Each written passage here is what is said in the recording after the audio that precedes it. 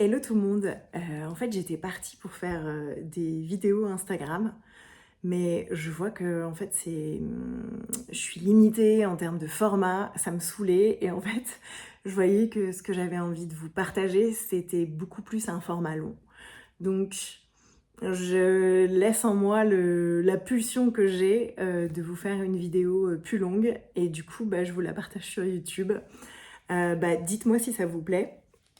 Je pourrais peut-être refaire ouais, d'autres vidéos si l'envie me vient et si vous trouvez ça et si vous trouvez que ça vous aide surtout. Donc en fait dans cette vidéo je voulais vous parler c'est une question qui me revient souvent en fait. Emma, est-ce que je dois investir mon argent pour prendre tel accompagnement, pour me former sur telle compétence, pour payer un média, par exemple, j'ai été démarchée par un média qui me demande de payer pour avoir de la visibilité. Donc, en gros, c'est cette question, est-ce que je dois investir en fait l'argent de mon business pour me développer, soit trouver plus de clients, augmenter son chiffre d'affaires, etc. Et pour moi, en fait, c'est très intéressant cette question parce que je trouve que, en fait, ça amène à mettre de la conscience sur comment l'argent, en fait, circule dans notre business. Et c'est vrai que on n'a clairement pas été habitué en France, sauf peut-être pour ceux qui ont fait des écoles de commerce, mais ceux qui ont été à l'université et tout. En fait, depuis tout petit en France, on n'est pas habitué à payer pour notre scolarité, pour se former. Du coup, quand on se met à son compte, quand on veut développer son business, etc., on se confronte à ça en fait, à devoir investir, enfin à vouloir peut-être investir pour gagner du temps. Donc pour moi, la première chose à se demander quand vous avez ça, soit vous avez un accompagnement qui vous fait de l'œil, soit vous avez par exemple, vous voulez recruter quelqu'un pour vous aider à développer votre business. Soit voilà, vous êtes contacté pour faire du sponsoring. Il peut y avoir 10 000 façons de réfléchir à ça. Bref, enfin de vouloir investir son argent pour développer son business. Donc, la première question que vous devez vous poser, c'est connaître vos 3 priorités de l'année pour votre business. Ça, normalement, c'est un exercice que vous avez dû faire en début d'année. Si vous ne l'avez pas fait, je vous conseille de vous mettre à le faire.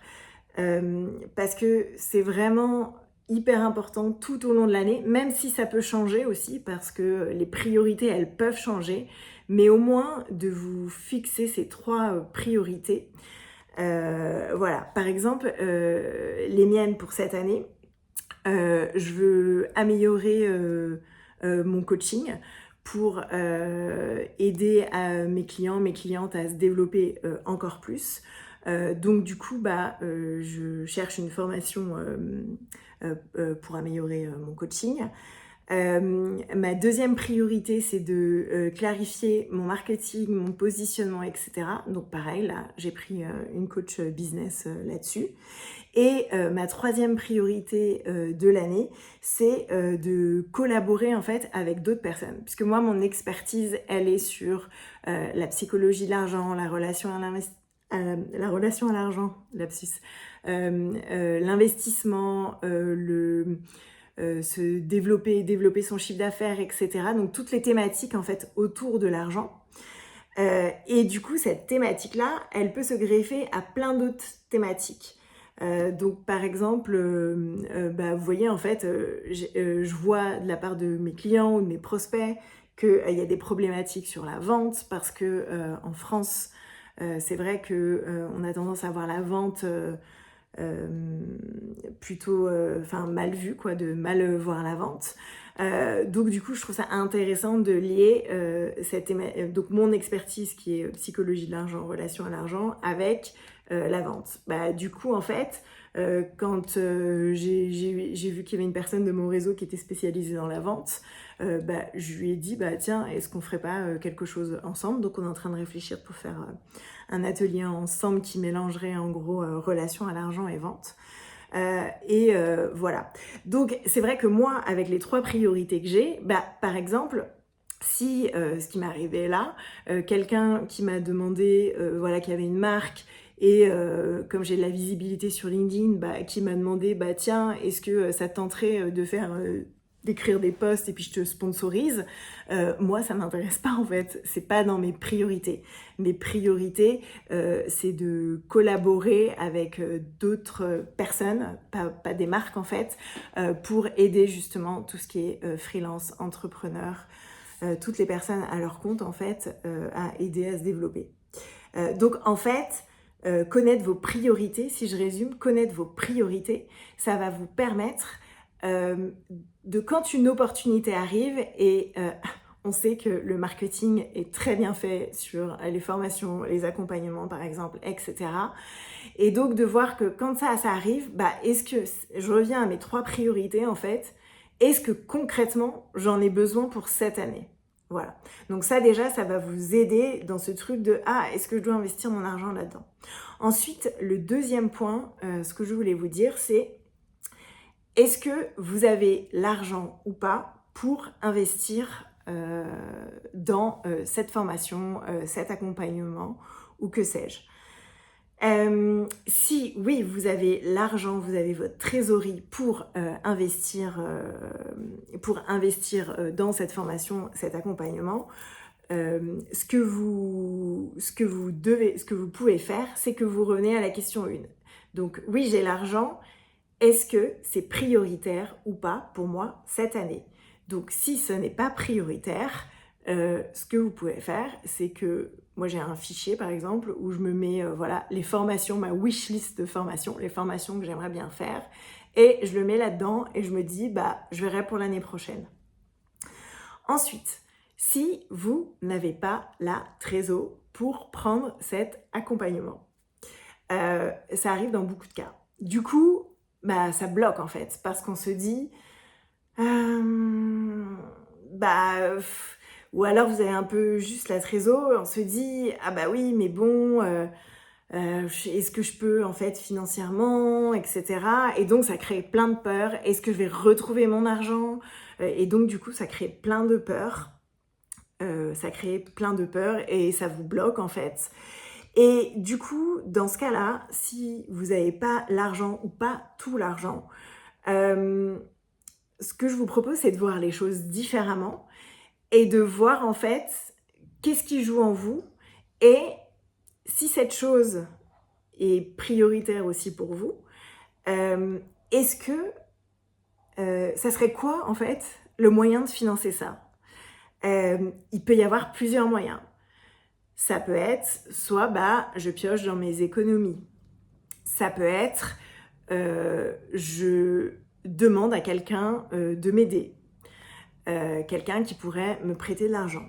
Ça peut être, vous savez, des fois, on propose des plans de paiement en plusieurs fois.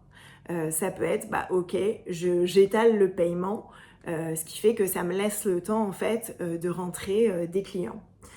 Ça peut être, tiens, ce truc que je procrastinais à lancer pour mon business, cette formation, cet atelier, je le fais pas, ça traîne dans les placards et tout. Tiens, est-ce que ce serait pas un moyen de financer en fait cette formation-là ?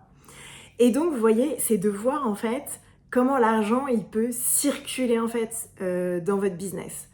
Et moi, par exemple, je peux vous dire, en fin d'année dernière, je sentais vraiment, j'avais besoin en fait de structurer plus mon marketing, mon positionnement et tout, et j'avais pas la trésor pour le faire.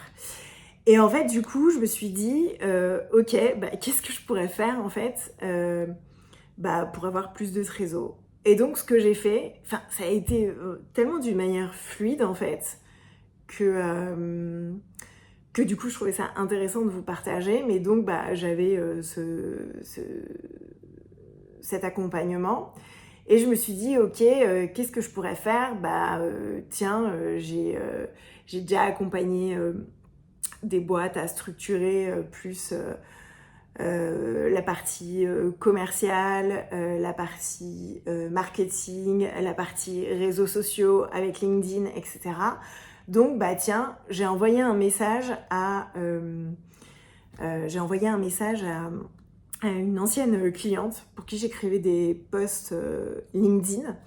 Et en fait, je lui ai dit, bah tiens, j'ai un peu de temps, est-ce que vous avez des besoins, mais plus en marketing global, marketing et com global, pour développer votre business. Et du coup, elle m'a dit, ah bah oui, on cherche quelqu'un. Et du coup, bah en fait, j'ai décroché une mission. Donc, pour moi, mon non négociable, il fallait pas que ça me prenne plus de 1 jour par semaine. Et donc, du coup, bah, c'est comme ça, en fait, que j'ai financé, et donc ça finance beaucoup plus d'ailleurs. Et donc, c'est comme ça que j'ai financé, en fait, cet accompagnement business. Donc, vraiment, la question que je voulais vous poser, c'est, ok, là, j'ai pas l'argent pour cet accompagnement, donc est-ce que ça rentre dans ma priorité? Et surtout, quelle créativité je peux mettre en place? Est-ce que c'est, je sais pas, n'importe quoi, rappeler mes anciens clients, sortir quelque chose du placard qui est facile pour moi, qui ne me demande pas d'énergie, pour financer en fait ce nouvel investissement. Donc voilà, bah, j'espère que ça vous a plu. Et aussi, il y a un autre truc, c'est que, troisième chose, en fait, je vois bien que dans la gestion de la trésor professionnelle, on va plus... je vois que c'est pas très bien organisé en fait. Et que on se demande en fait, donc souvent on fait des fichiers Excel, on réfléchit pendant 3 heures, etc. Et je vois que du coup ça empêche aussi de prendre des décisions assez rapides. Et donc du coup aussi le troisième point, c'est que il y a des méthodes en fait, il y en a plusieurs, mais moi j'en connais une, qui est une méthode en fait de sous-compte où en fait l'argent il ruisselle de compte en compte et vous savez en voyant ces sous-comptes exactement combien vous pouvez dépenser d'argent. En gros, ça fluidifie vos décisions financières.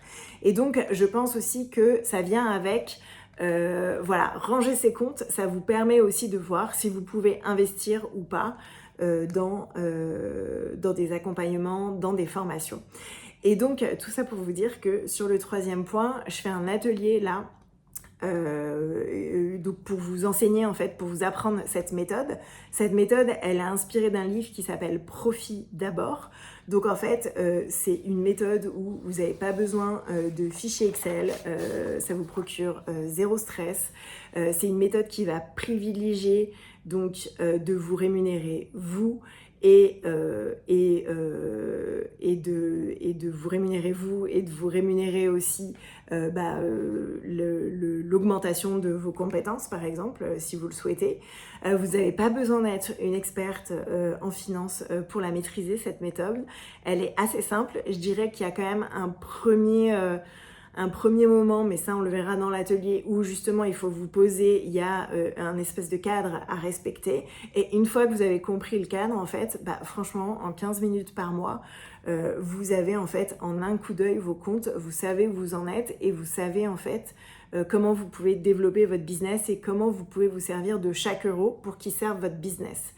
Et ça vous permet aussi de vous concentrer sur vous, votre zone des génies, votre expertise, et de pas se prendre la tête sur « Ah, est-ce que j'ai assez de trésorerie ou pas ? Combien je peux me rémunérer ? Est-ce que je peux acheter cette formation, etc. Est-ce que je dépense pas trop pour mon business ?» Voilà. En gros, vous avez beaucoup plus de fluidité dans vos décisions. Donc cet atelier, il est fait pour des personnes qui sont à leur compte, des freelances, des indépendantes, aussi pour des solopreneurs, ça peut le faire. Peu importe votre structure, ce qu'il faut juste, c'est que vous ayez déjà un peu quand même de chiffre d'affaires, mais peu importe le stade business où vous en êtes, je dirais, sauf si effectivement vous avez des salariés, etc., là ça va demander un plus gros approfondissement, mais je dirais, si vous travaillez seul ou que vous recrutez des freelances, ça peut aussi s'adapter. Donc voilà, je vous mets le lien sur YouTube. C'est le 6 février à 11h et c'est en visio. Et si vous vous inscrivez, si vous n'êtes pas dispo à l'heure de l'atelier, j'enverrai un replay. Et je pense que je vais limiter les places pour cet atelier parce que c'est une méthode que moi j'applique, que j'ai déjà enseignée à mes clientes, mais je ne l'ai jamais enseignée en groupe. Donc je pense que je vais limiter pour bien pouvoir répondre à toutes vos questions, bien prendre le temps de répondre à toutes vos questions. Et je ne sais pas si j'en ferai un autre sur cette thématique-là. Voilà, je vous mets le lien sur YouTube et puis n'hésitez pas à me dire en commentaire si vous avez apprécié cette vidéo, si ça vous a parlé. Et puis je vous dis à bientôt.